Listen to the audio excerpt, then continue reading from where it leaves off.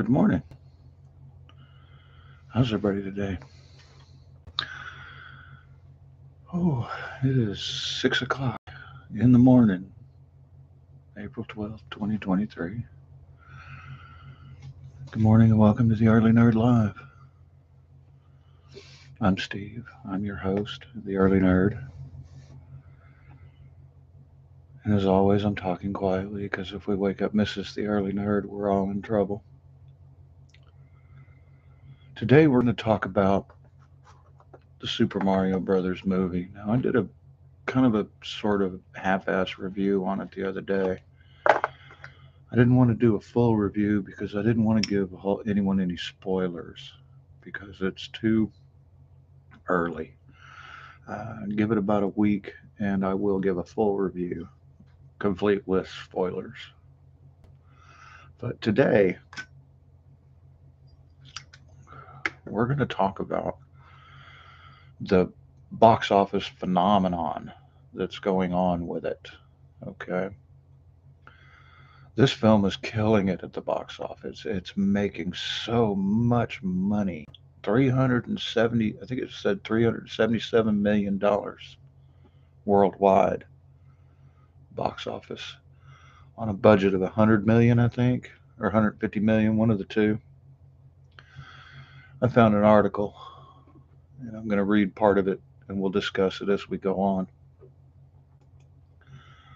This is from Variety.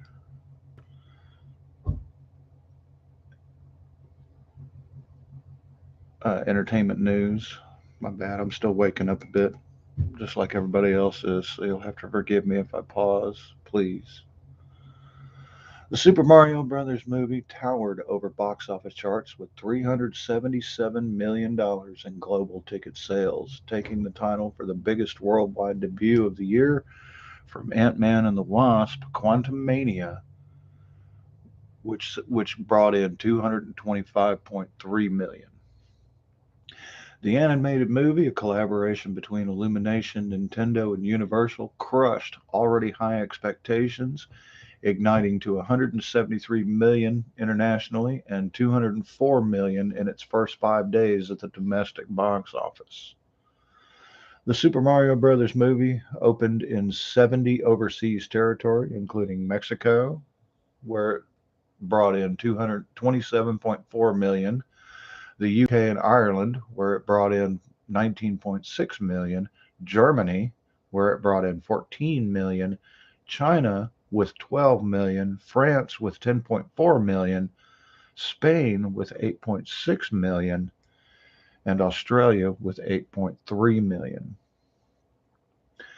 With those ticket sales, Mario landed several overseas records, including the best international debut of the year, overtaking Ant-Man and the Wasp, which brought in 117.1 million overseas box office, and the second biggest animated opening of all time behind Frozen 2, which brought in $228.2 million domestic box office. It also scored the biggest animated opening in 11 individual markets, as well as the best start for a video game adaptation in 42 individual markets. Now, see, now that's pretty impressive.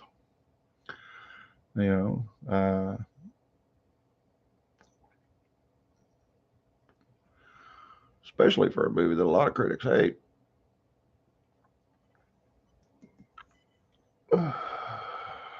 Well, it doesn't have a very good critic score, but it's got a great audience score.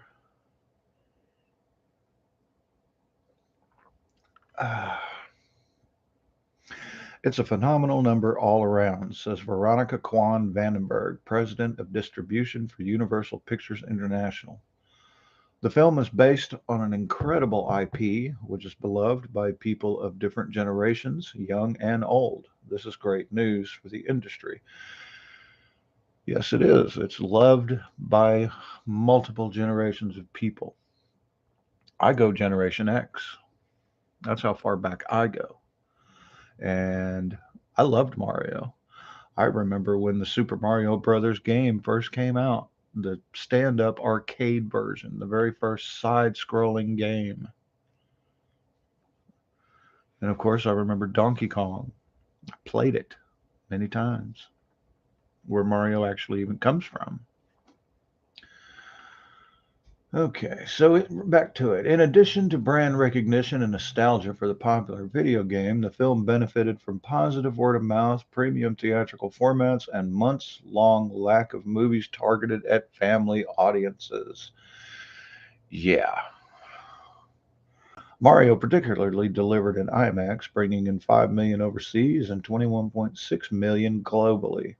Those ticket sales rank as the highest animated debut ever for the company in 22 markets, including Ireland, the UK, Germany, Sweden, and the Netherlands.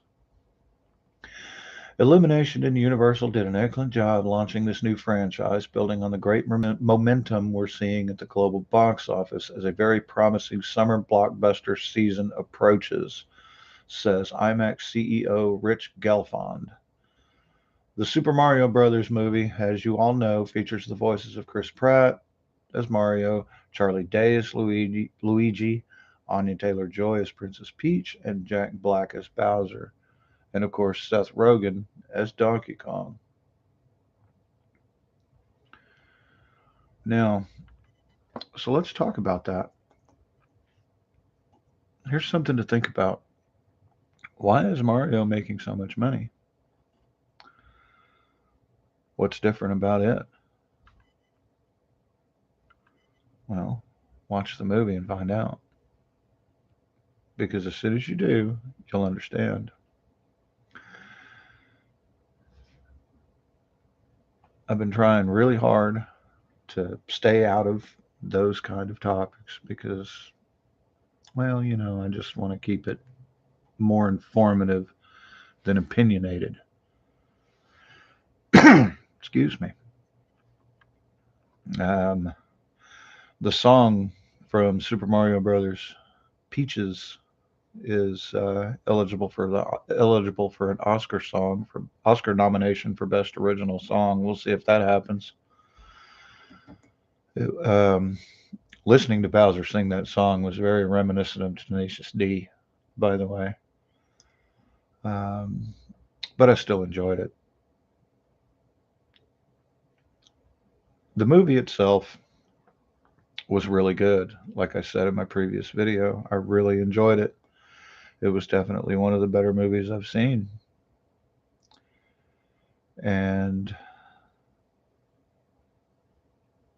it tells a story that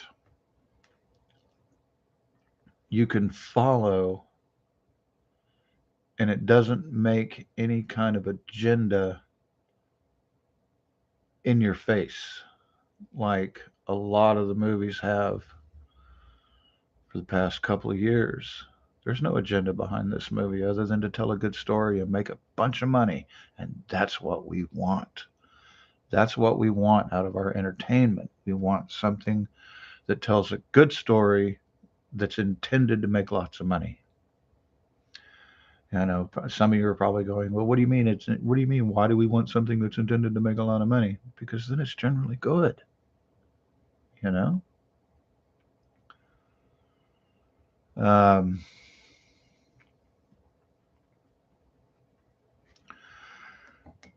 the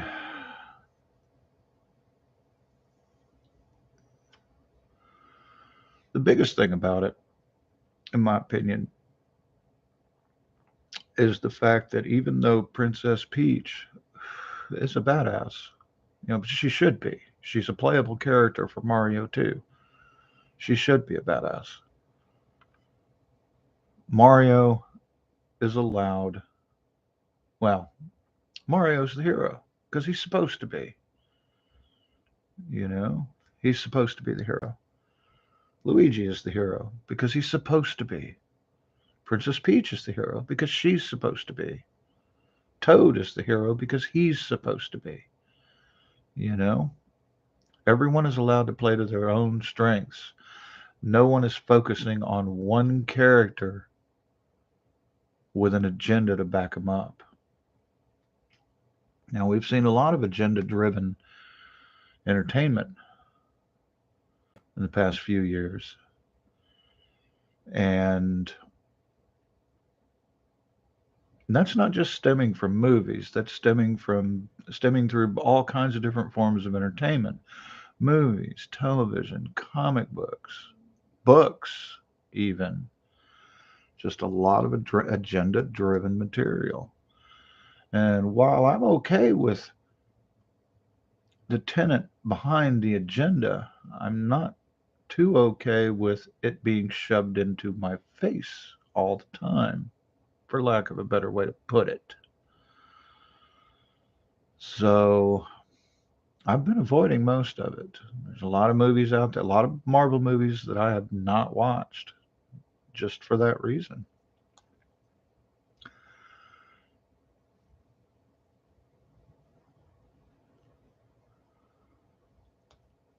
But I think that's about all I'm going to talk about today. I like to keep these videos nice and short. You know, don't get a whole lot of time in the mornings during the week. I have to get ready for work. But if you like what I do, which I hope you do, otherwise, what's the point? You know what I mean? If you like what I do, please like and subscribe. Watch my stuff. Comment. I'll try to respond.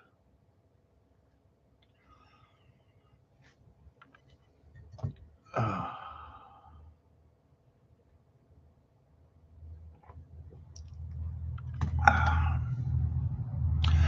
but as always, be safe out there.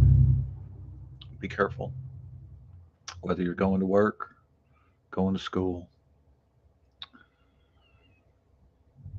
Have a good day. I love you guys. Bye bye now.